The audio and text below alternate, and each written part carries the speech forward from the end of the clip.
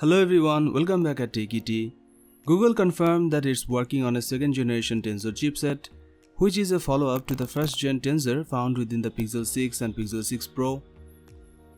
Google hasn't specified what changes we can expect, but we would assume they will offer more performance and power efficiency. The AI applications made possible by the new Tensor chipset's machine learning core will be the bigger story, and what those would be has not yet been disclosed by Google.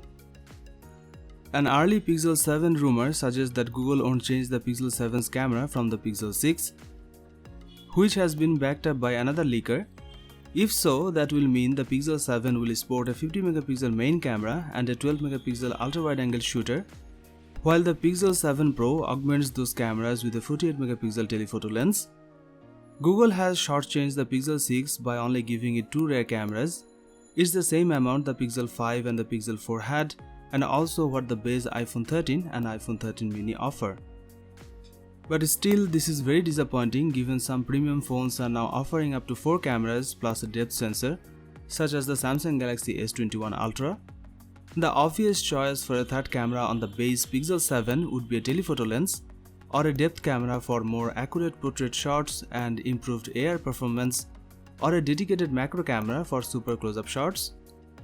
Google overhauled the cameras when it released the Pixel 6, so it makes sense that the hardware would remain unchanged with the upcoming phones. We are waiting to see what the new camera features Google adds using a combination of its computational photography skills along with the updated Tensor processor. One possible change could come to the standard Pixel 7's front camera is the 4K video support. The Pixel 7 could get a higher resolution sensor that supports this video quality. The Pixel 6 Pro already supported this, but having it on the cheaper base model is great for anyone looking to upgrade without spending more for other Pro features. Another report have claimed the Pixel 7 Pro will use a different display from its predecessor, although the resolution and the adaptive refresh rate range will be unchanged. And that's all we have for today. Thank you for watching this video, and I will see you on the next one.